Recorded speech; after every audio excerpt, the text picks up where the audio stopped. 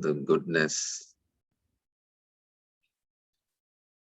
bringing in love, presence into our minds, into our bodies, into our hearts.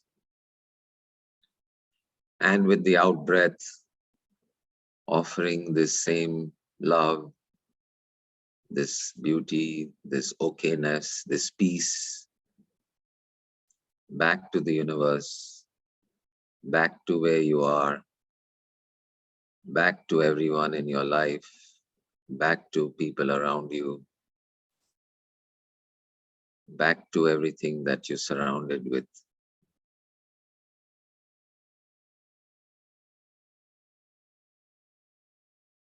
Slowly merging that inner peace with the outer peace.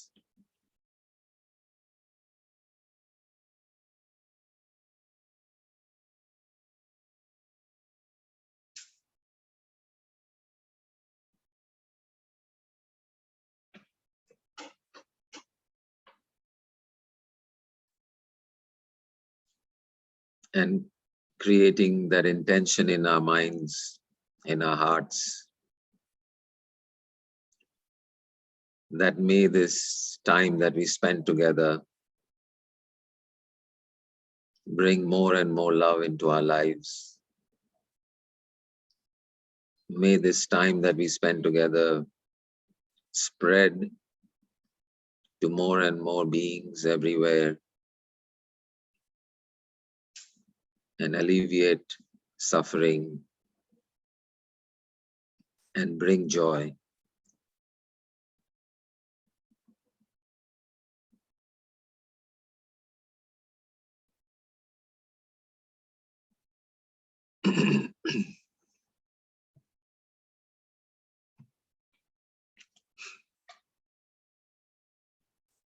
So with this intention,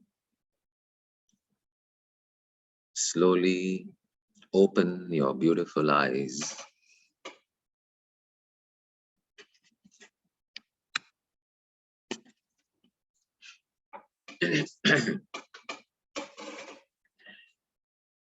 Great.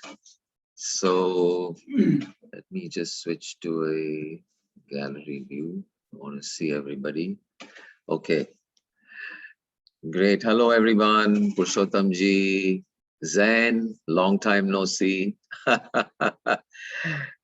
Wonderful. Great to see you all. And today, I'm with my close friend Pankaj, who you have met on Open Door before, but we are at their house today. So we are glad to be together physically as well as virtually for a change. So we are in the same room. He's sitting on across the table from me. So here. Hi everybody. And that's my wife Swati. So great to see all of you. You're on mute, I think. Yeah.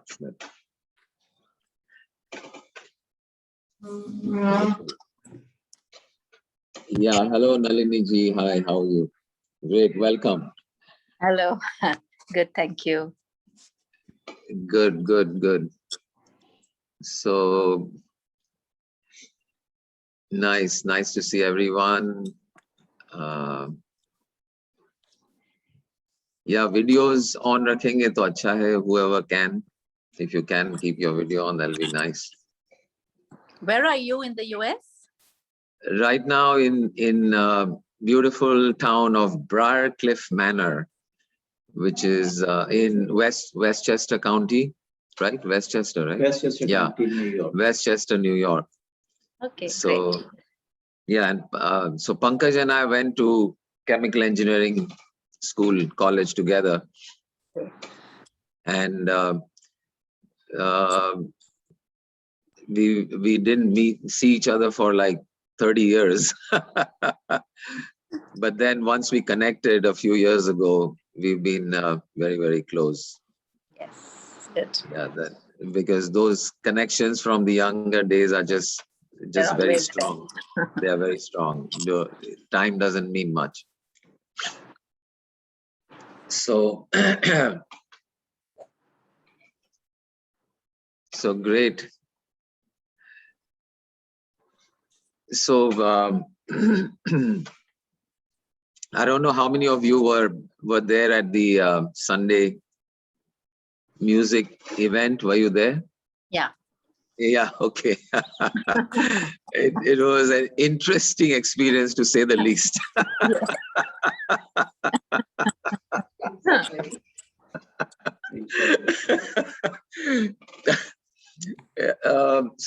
But it was a beautiful learning also for me, Sure. that that how yeah, Sonalji, thanks for that.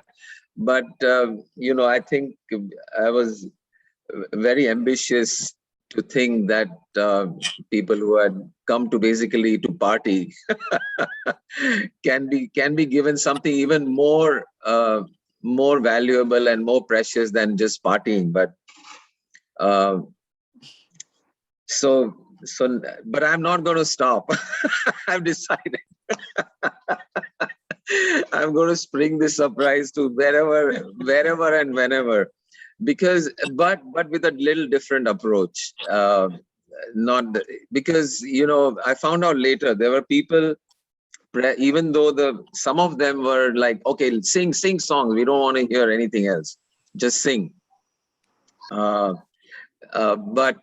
even among that same audience, the next day, uh, there were people who were really interested in what was going on, and that feedback I got the next day. So somebody was saying, "Na kahin pe nazar, kahin pe nishana," something like that.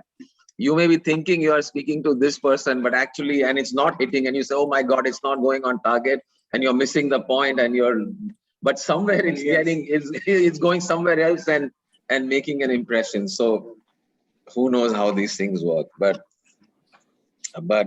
for a while, for like all of after that program, I was like, God, I'm never doing this again. But now that 2 days have gone, I am back on the saddle, so to speak. I'm a pani ji. So so great. So you were there. Who else was there? You guys were there. Purushottam ji was there. Jennifer ji was there. Anamika was there. Lopa was there. Yeah, but Sonal Mestra. Tonal was there, definitely. Yeah, so it was very nice.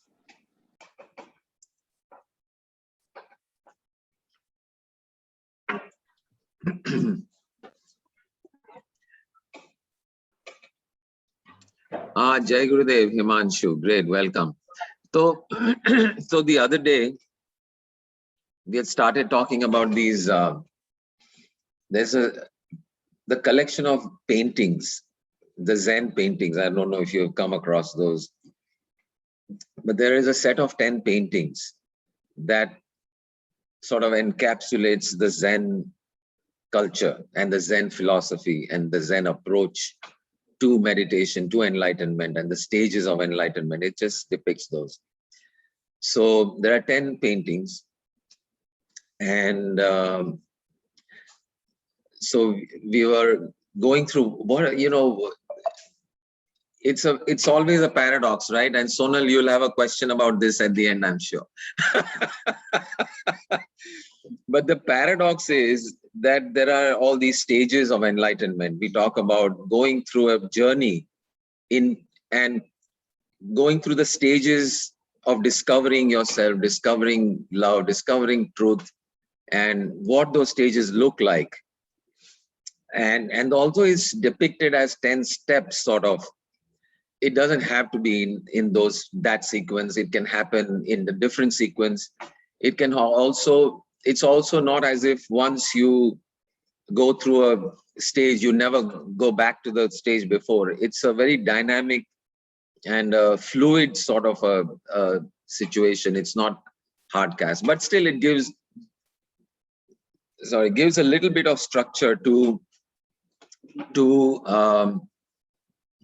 this understanding.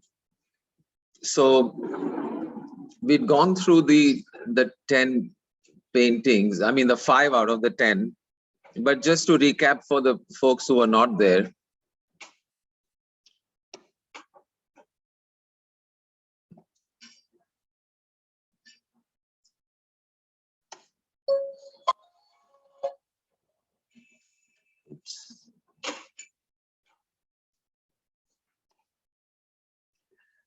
So the first painting is the first one where the thirst begins, where you are part of the world, you're working, you're doing your thing. He's like a maybe a farmer or a shepherd in a forest, and he knows that he's looking for something. There is something that is missing in life, that there's more to life than just whatever the what's right in front of you.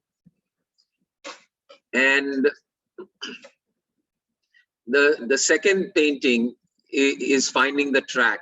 He sees the tracks of the bull, the oxen, in this second one. He finds a track, that there's some clue. He gets a clue that there's something beyond me, beyond this physical world, beyond what I think I know. And that's something that I need to find, which will bring me to greater joy, greater understanding of what is this whole reality that I'm looking at. And he gets that clue that I need, that it is something to do with my own self, that no matter how much I search outside, this self is that's the first clue you get, that the ultimate school, the ultimate teacher, the ultimate source of knowledge is my own self. So he gets that clue, and the mind, if you will, or consciousness, awareness, all this is depicted as a bull in the Zen painting. So he finds the tracks of the bull. He doesn't exactly know what it is, but he finds the track. The third stage is when perhaps he sees some taste of it in random moments. Maybe you are out on a beautiful lake and you see a beautiful sunset, and a moment of just quiet, a moment of peace, a moment of understanding, a moment of just absolute bliss. So you get a touch for that there is such a thing, and you realize that understanding, that bliss was not dependent on anything. It did not require any money. It did not require any person. It did not require any particular knowledge. It did not require any particular skill. And yet it was there. So now you got a glimpse of it.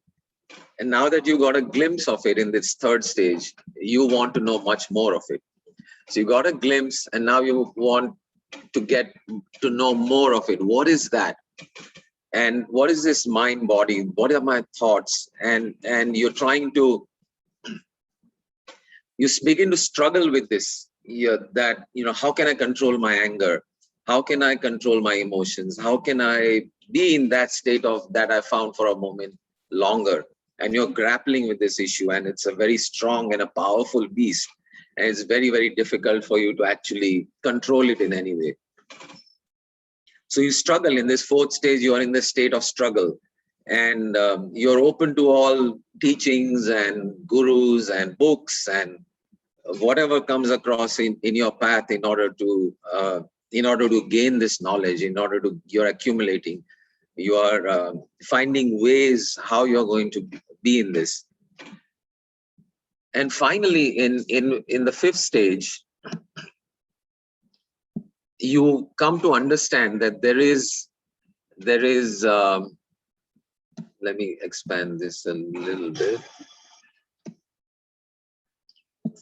This fifth stage is when you've understood that there is something about me which does not change, which does not depend on experience, which does not depend on time, which does not depend on my thoughts, it does not depend on my feelings, that there is this watcher, and this watcher or the experiencer or the observer of my life has been always there, has been witnessing my life, witnessing my thoughts, witnessing everything that I do, everything that I feel, and that this watcher doesn't change, that this watcher, whether I'm happy it watches happiness. If I'm sad, it watches me being sad. If I'm desperate, it watches me being desperate. But that as soon as this desperation is gone, as soon as the sadness is over, as soon as the laughter is over, the watcher is unchanged. It is no, it that watcher is not sad. The watcher is not tainted or colored by all experiences that come and go. So this stage, when you realize that I am that watcher which I am, that observer, that inner me, that inner I that I am, is really the one who rules my life, who controls my life, and not these thoughts, feelings, circumstances, people. So that's when you get a handle on this whole. That's when you begin. That's when the bull, the wild bull of the stage 4 becomes your friend and is now willing to follow you and is now willing to do as you bid and go with you and becomes your friend and supporter rather than your enemy that you're struggling with. So this was the fifth stage, and this is how far we had taken the journey last week. So now we move on. So any questions, thoughts, or comments up to this point? And last week also I told everyone, I was suggesting that you look at your own life and see where you are, and it's not a fixed entity. It's not that if you are in at one point you're there forever. You go back and forth, you go, but keep asking yourself, where am I? Am I aware of this? Am I struggling? Or am I at ease with what is going on in my life? Am I okay? Am I in okayness?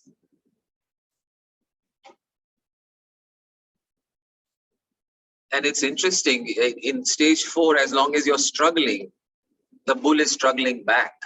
Exactly. Yeah. Exactly. You show this guy also in a state of tension and struggle, and the bull is struggling. The energy of that bull is even stronger, more resistance, more more of that struggle on both sides of the equation.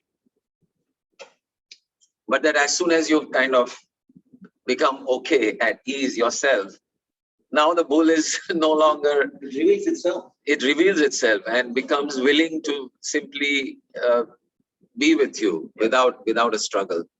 And notice how he has a rope in his hand. So you're able to lead now. You're able to. So because the understanding is that the mind is not your enemy. Your thoughts are not your enemy. Your circumstances are not your enemy. And that when you come to this realization, those same struggles, those same challenges, those same people who you're struggling with now become supporters in your journey. They're willing to walk with you and follow you. So, but does the bull represent the people and the thoughts, or does the bull represent the self? it represents the people and the thoughts. The person at least up to this stage, the person represents the body, mind that you are, and the bull represents the outside world, your thoughts, your emotions, and people and circumstances, which together make up the outer world, which you're trying to control and which you're trying to gain some kind of handle over. But that's not who you are. In the earlier ones, it was like, okay, you found something, but that was also the bull. Yeah. But that sort of merger between you and that world comes in later stages. Okay. So right now it's still a separate thing. Yeah. The world is outside of you, all you've gotten to the point is that the watcher is there, and therefore now you're much more at ease and much more able to be okay with circumstances rather than being tossed around like a leaf in a wind. Very good. Great. Any questions, comments, or from anyone? Guys? Yeah, I would like to say something. Yeah, go ahead. First of all, it is very, very, very interesting. And Yeah, all the time when I was in my journey, I was yeah. all I means I found that I have experienced each and every stage. And Mm, when I was in a stage, later stage, and in between I gone to the first or second stage or third stage. So that was somewhat frustrating for me. How right, why it is happening? Where is where I am right. losing something, or I am not on the right track. But this explanation has given me much confidence and clarity. Thank you.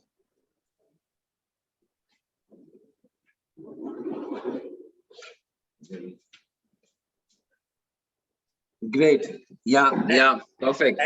And you're saying that this happens and it is usual that you may go to third stage, fourth stage, or fifth stage, or on the later stage, but you may come back also. So that is also So we come normal. back.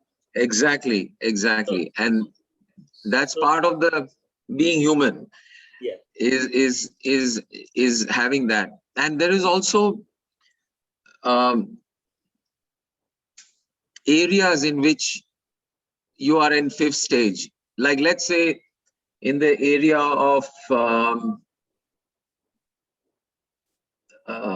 let's say wealth. Let's say the three top things that people have concerns about: health, wealth, and relationships. yeah, You may be totally a master when it comes to health. You may be a total master at stage 5 when it comes to wealth. But when it comes to relationships, you are still in the struggle mode in maybe 2 or 3 or 4. So in different areas, you may have different stages at which you are. Great. Yeah. So, and so this is not about necessarily, beating ourselves over the head that, oh my God, I'm still in this stage or that stage or whatever. It's just a model to get greater clarity.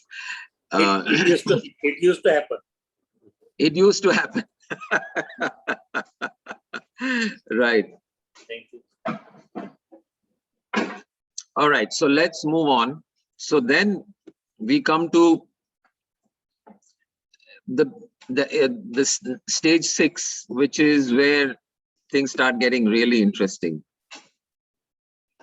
And kind of where we begin in, I would say that is probably the starting point where we enter into the non-dual understanding, this direct path, the open door.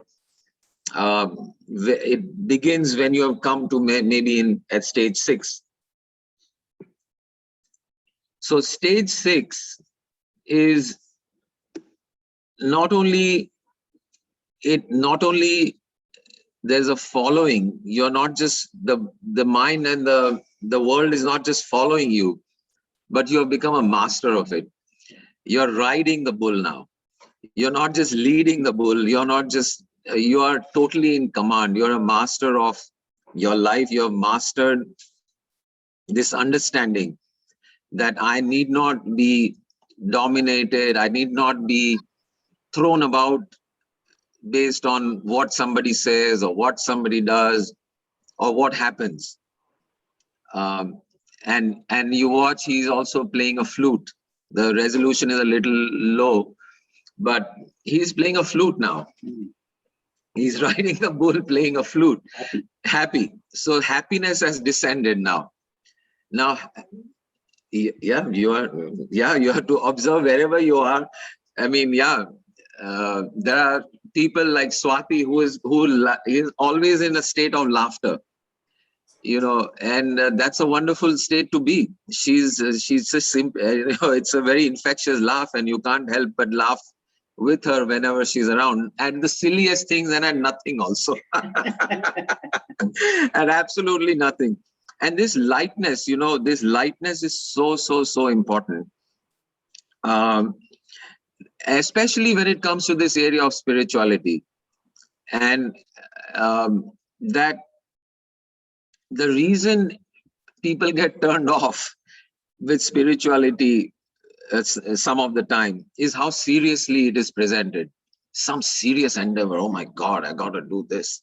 I'm going to be, and that seriousness for people who are naturally happy, naturally joyous, naturally in laughter, the last thing they want is this serious, approach. Remember that story we shared about the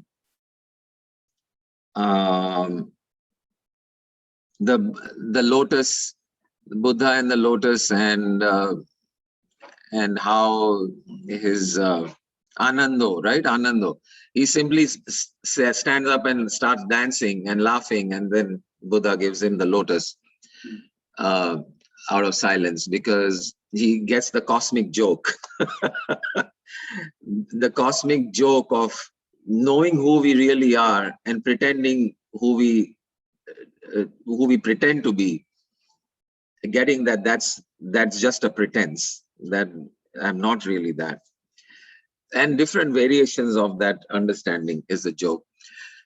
So so riding the bull, so this is a stage of happiness, joyfulness, carefreeness, okayness, lovingness, joyousness, and having mastered life, having mastered our emotions, having mastered our circumstances.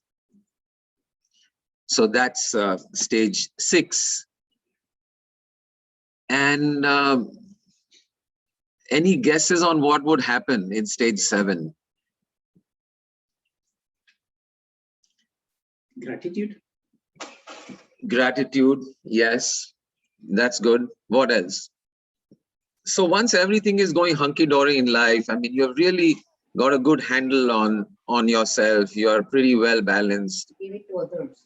Giving to Surrender. others. Surrenderfulness, yes. The search for salvation. Search for salvation. To be Okay, free great. of this cycle of going and coming, and the desire for union. To be liberated, to be great, wonderful. Yeah, okay, but if we put it in terms of the stages of understanding of this non-duality, like, we talk about the 3 steps, right? The neti step, the Atma Gun Gyan step, and the Punha Pravesh step. So now we are going into 7, 8, 9, 10. So what happens? Okay, let's go to 7. So in 7, look what happens. First observation about number 7 stage. First experience of nothingness. First glimpse of Nothingness. Of everything. yeah, of nothingness, of everythingness. Exactly. So now, first of all, notice that the bull has disappeared, right? And the realization comes that there is no real, that watcher which I found in stage 5 is not separate from me. There are no two.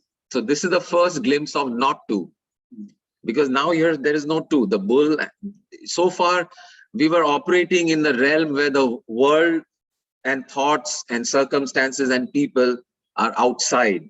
We need to either, we want to not be dominated by them, we want to control them, we want to master them, etc., etc., etc. But when you go beyond that now, where you realize that it is not two, the bull and the person which were appearing as in duality up until now are now coming together as one, that there is no two. I am the watcher. I am the watcher and I am the watched. There is no, it's not like there is, and this is true as an experience also, right? So just for a moment, everyone just close your eyes.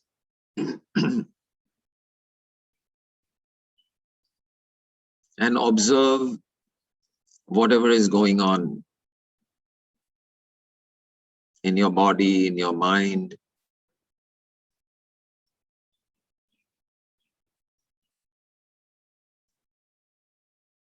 So let's take any thought that is currently present. Notice that these thoughts are coming and going.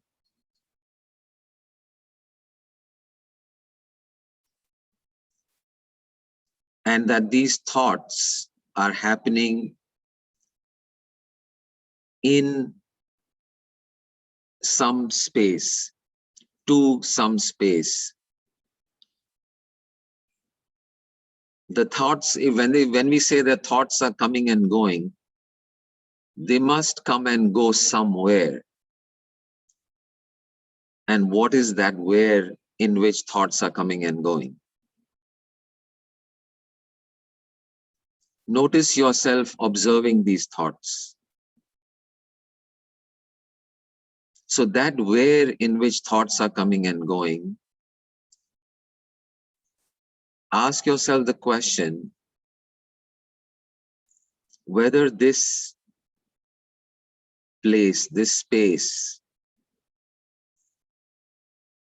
is familiar to you, far from you, or near to you.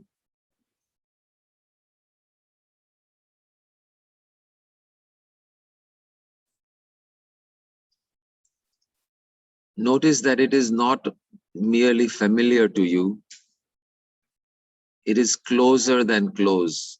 It is what has been with you all the time, always.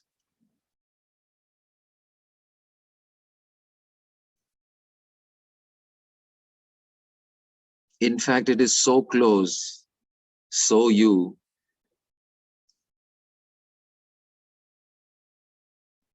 that it would be a mistake to say that it is near to you. In fact, it is you.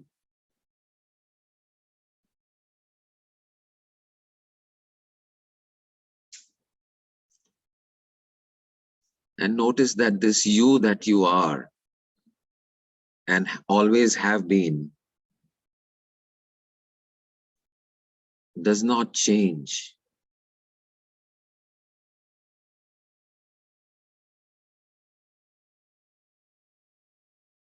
You may have a great thought, a stupid thought, a wonderful thought, a dark thought, but no matter the quality of the thought, this you that you are remains as is, unchanged, untainted, uncolored, at peace. And this is the you.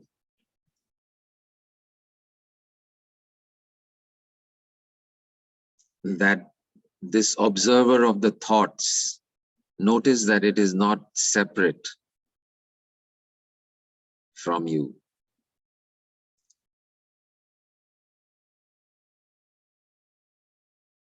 And notice that the thought has no existence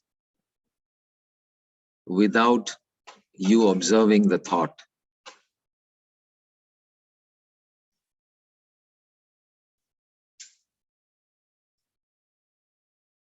And so in that sense,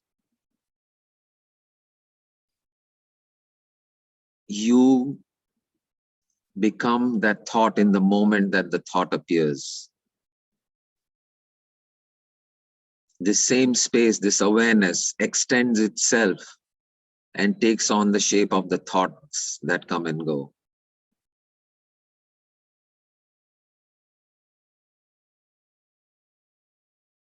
Notice that it is one. Wonderful. Slowly open your eyes and again see what this painting number 7 is trying to say. So here you see what Pankaj also intuitively observed, that this awakening of oneness, this seeing this great height of that the watcher was not to begin with. The bull was never there. It was only me, only I. I was all that was ever present. There was no bull that I needed to fight, conquer, or control. or even master, that there wasn't any such thing. And that gratitude of seeing this truth, this love, this beauty that surrounds me and is in me. The person is on their knees in gratefulness, in joy to all that is. So this is a stage at which you say there are not two, there is only the I.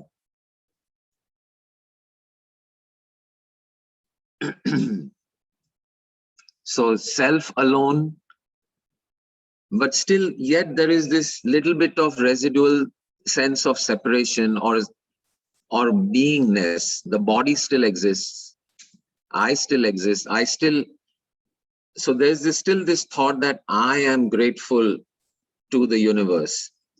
So subtly, in a subtle form, I am still present. Yes. The little I is still present. The body is still there, the body-mind phenomena. So any guesses on number 8? There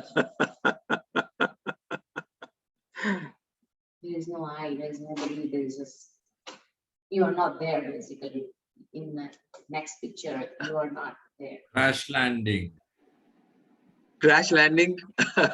Yeah, Swati says the next painting, the I is not there, you are not there. I kind of hinted at that, but she's got to make a pun out of it. Bullseye.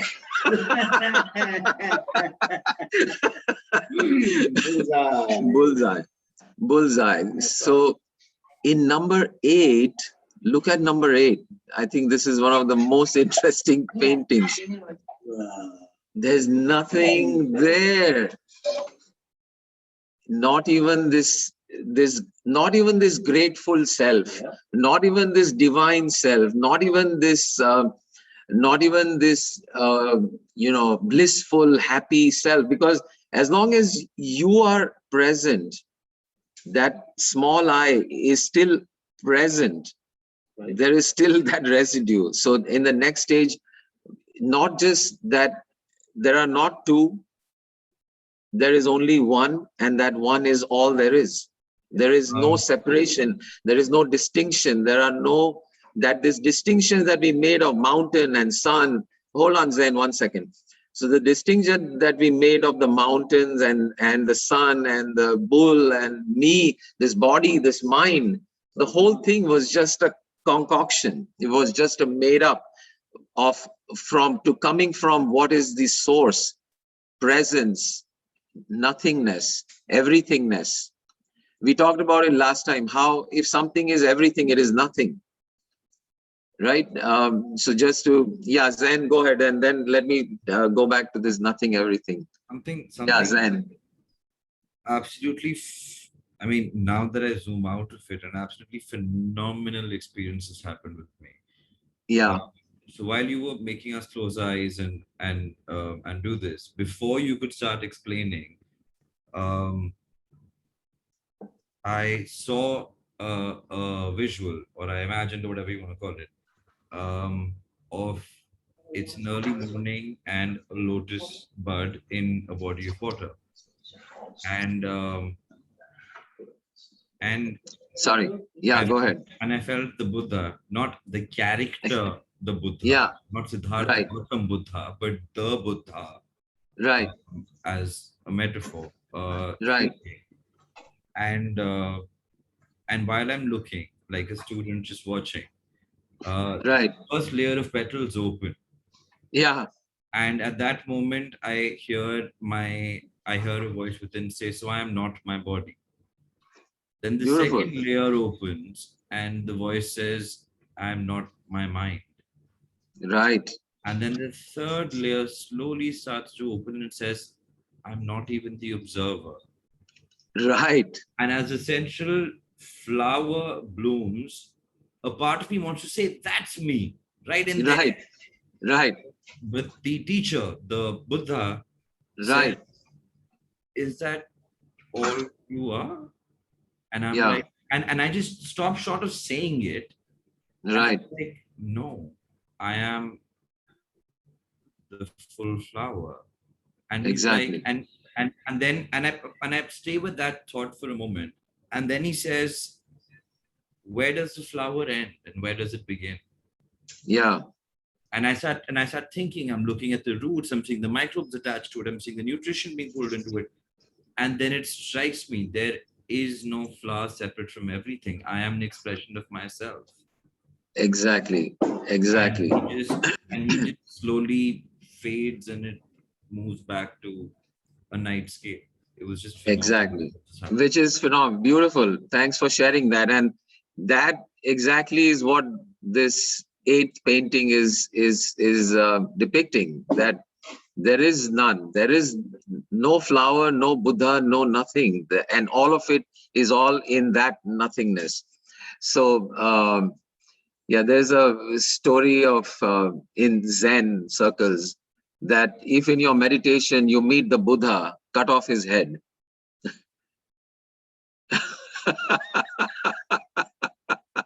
I am not even going to tell you what I was holding back was at the Yeah. end of it. He started standing, and like a student, a good student, I was about to stand and follow. And Yeah, suddenly I just said, leave.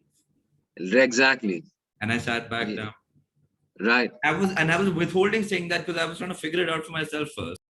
Yeah, that's it. That's it. Because any construct, any concept in subtly introduces the small I into the picture.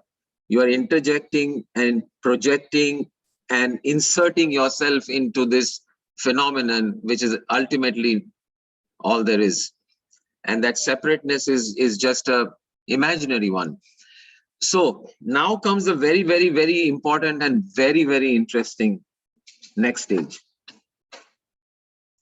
So guesses on number 9. Because, and this, I'll tell you, this transition from 8 to 9 is what is missed by most people when they talk about spirituality. And this is the reason spirituality is as not popular or as unpopular as it is today. I'm that, What? I'm the part of the nature. Puna Pravesh.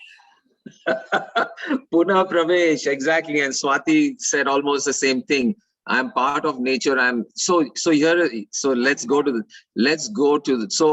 so this was 8 was no 7 was I'm not 2. There is 1.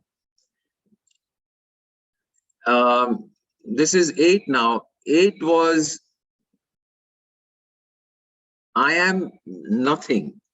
There is no form. There is the nature of the self is formless, shapeless, colorless. And if you guys remember that sculpture that sold for 14 lakh rupees, which we talked about last time, the Gustav sculpture, which was the I am sculpture, which was absolutely nothing. I don't know, Zain, if you the Buddha one in that Italian town. There was a Buddha one with the 4 tapes and nothing in the middle. And that same artist made another sculpture, so-called, which is absolutely nothing. There's only a certificate that says you own this. Not even the 4 tapes. So this is a earlier version of that. So this stage says I'm not that, and that who I am is formless, shapeless, endless, limitless, accepting. I mean, a blank canvas represents acceptance. It represents love. Being a blank canvas is a very, very, very high state. A blank canvas says you can come and paint whatever you want. That's what a blank canvas says. I accept any color, any shape, any form that appears on me. I'm okay with it. Because I have no preconceived shapes, forms, or colors on me. This is a very, very, very high state. And if we can live in this state even, accepting, I mean, accepting people the way they are, accepting circumstances the way they are, without any preconceived shapes or forms or preconceived notions about it. And that acceptance is what is another, I think, the best, closest definition of love that we can come up with, is that I accept you the way you are, no matter what color, what shape you're going to bring to this canvas called me, the blank canvas. All experiences are welcome, all people are welcome, all circumstances are welcome. So this is a very, very deep and very, very wonderful state, right? So, I think number 9, some of you got that, got what number 9 would be, right? Which is what Purushottamji said, what Swati said, is the Puna Pravesh step. So I am nothing. So you can stop there. Vairagya ends there, right? I can be in a cave and I am nothing. I need nothing. I accept everything. All is okay. There's no need for anything. And it's fine. But to stop there would be a shame. To stop there would be a shame. I think Because the universe what the awaits. last painting is. Sorry? I think I just figured out what the last painting might be. Right, but that was, okay, so there are 2 more left. There are 2 left. There's 9 and 10. So 9 is this, just like Swati was saying, here is the universe. Here is the world. Here is the world of creation. Here is the world of now you are not present. You see that in this painting also, the little I is not there. The little I is not there. All I am, this is the field of creativity. This is the field of, or the little I is everywhere. same thing. Good point. The little I is not there or present everywhere and in all things. And in fact, the I that you talk about that is present in all things is the big I, is the I that consciousness is, that awareness is. And now I bring forth shapes, I bring forth color, I bring forth life, and I re-enter life, but I am infused with, I'm infused with this nothingness that I truly am, with this acceptance that I truly am. The formless now, out of its own volition, out of its own creativity, returns to form, infused with the qualities of the formless. You know, these logs that are lying at the bottom, they are like not exactly round, they're not perfect. They've got all kinds of jaggedness, all kinds of rawness to it.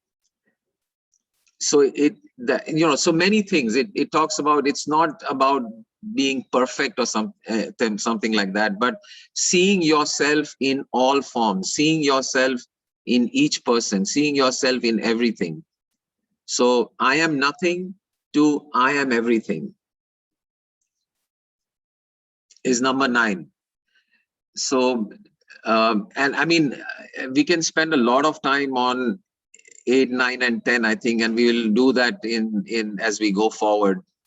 But just as we are running up to the hour that we are closing, so this is the missing step, the vairagya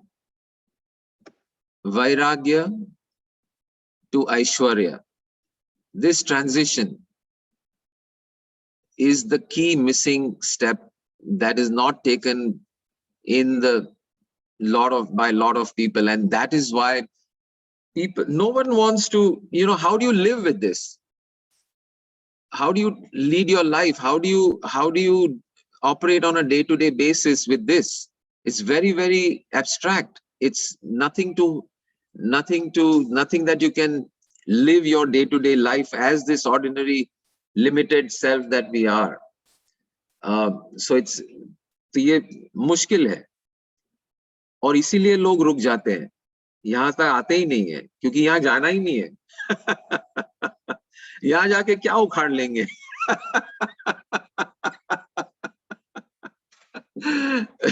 so so very important to know that it doesn't end here, it goes here to bliss, to beauty, to truth, to love, to joyful sharing.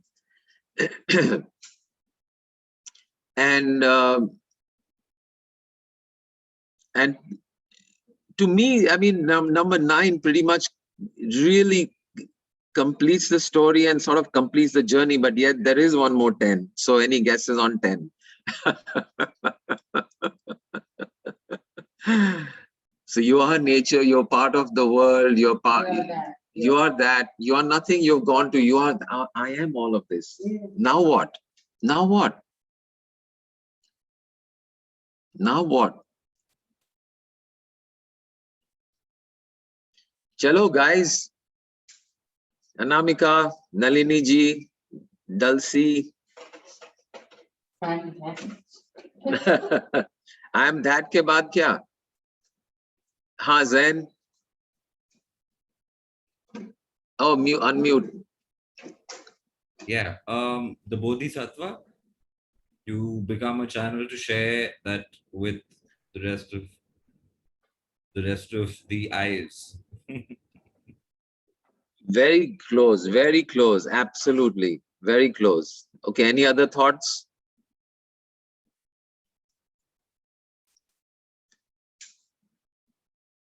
So a lot of people stop at, you know, Maybe actually, he's richer. He feels richer because it looks like he's got some treasure. He's holding a bag right?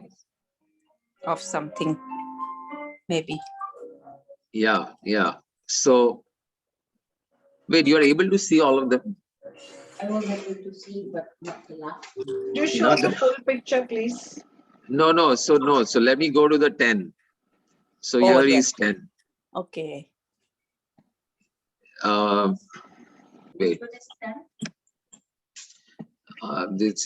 Let me move this. It's hidden. Yeah. This is 10.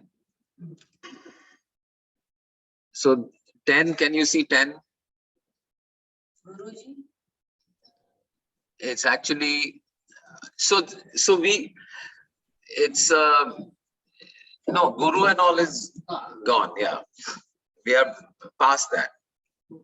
So it's okay to live life in this state of Aishwarya and abundance and creativity as an artist or as an awakened, enlightened soul who is loving, accepting, and all of that.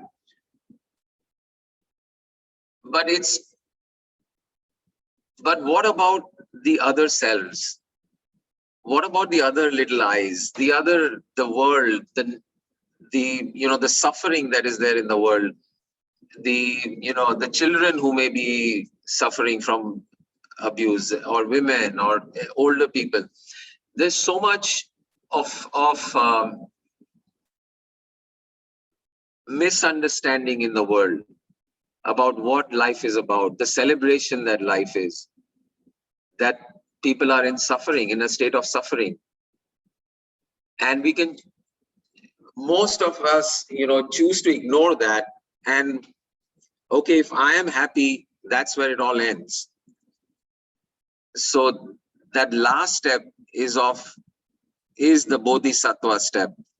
The Bodhisattva, the vow of the Bodhisattva is, may all beings be enlightened before me. May all beings be enlightened first, before me. May I bring joy and love and awakening to all other beings. Let me be the last. Let me be the one who supports. Let me be the one who gives the most, so that everyone else gets a chance.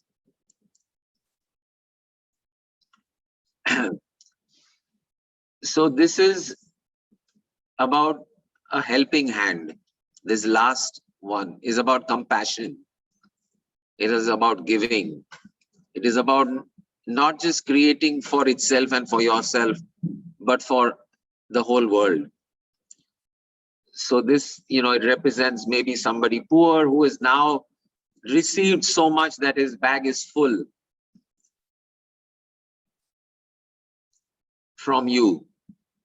So that wherever you go, you are simply offering. You're looking to give rather than to receive. And giving the gift of enlightenment, giving the gift of abundance, giving the gift of knowledge. So, there are actually, so this was the traditional 10. There's one or two more that were added in later centuries. And it shows the person, he's in the marketplace drunk. And so the idea there is of celebration, that ultimately you are here to celebrate. And that even this giving and so on is a subtle expression of self. And you want to eventually be free from that as well. And simply be in okayness, simply be in lovingness, simply be in celebration. So that's the last two. Great. So these are the Zen paintings. And each one, of course, we can elaborate more, and there's so much to learn from each step of the way. But so any questions or comments? So Sanjeev ji, Yeah. is possibility that that maybe some stages can interchange also? Maybe somebody experience because is it a fixed path? No, it's not a fixed path. Like I said in the beginning, it's dynamic. It's dynamic. This is just structured this way as just sort of a framework in which you can understand things. But like I was saying, in some areas of your life, you may be at stage 1. You have no clue what the heck is going on. And in some stages, you are a master. And in some stages, you are a bodhisattva. And in some areas, you are a total novice. Right.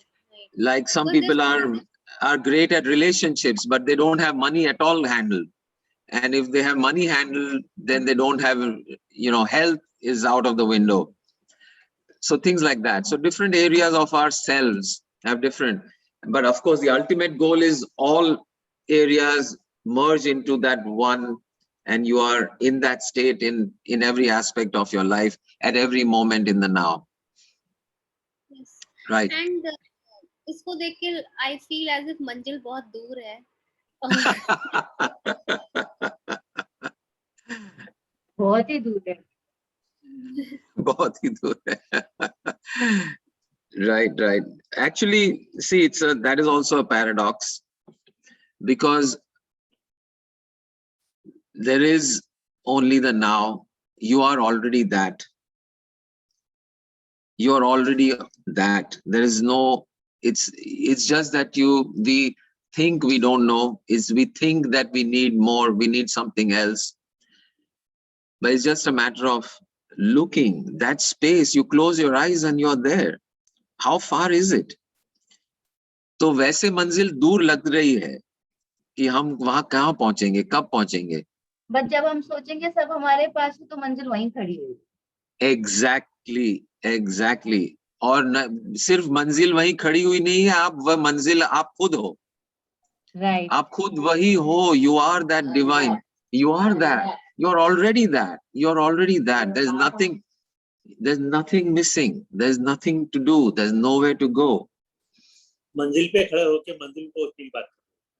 Correct. मंजिल पे खड़े होकर हम बोल रहे हैं कि मंजिल दूर है. But I'm not saying that is not valid. That is a valid and very common and genuine experience out of our purposeful, our deliberate forgetting of self. We have put ourselves to sleep. See, a dream cannot happen unless you put yourself to sleep. Now that you are in a dream, you said, well, I'm asleep, I'm not awake. But the one who put yourself to sleep is you. So, so it is our own creation. So in that sense, it is okay.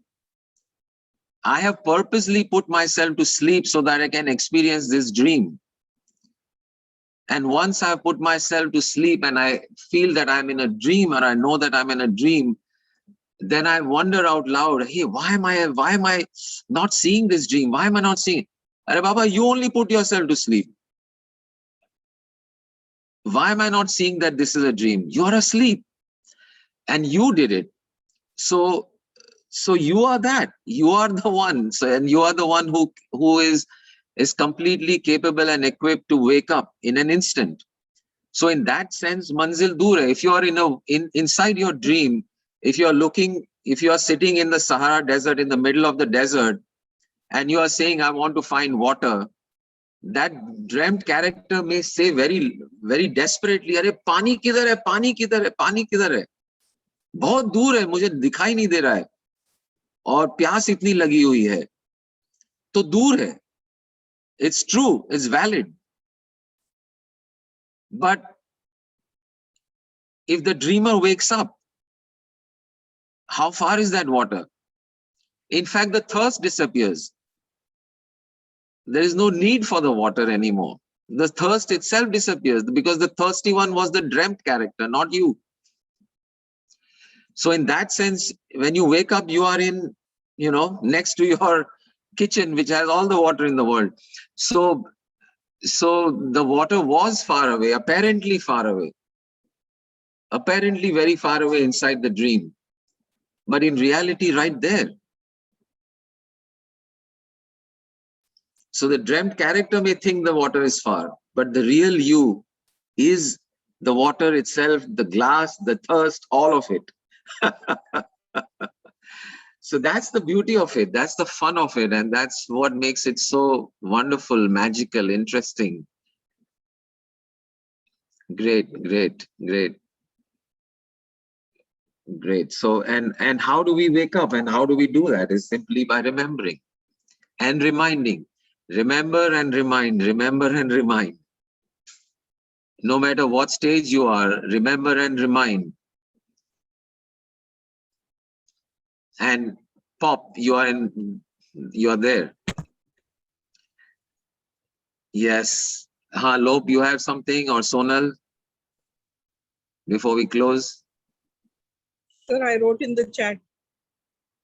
अरे आप chat में क्यों लिखते हैं, बोल दो ना.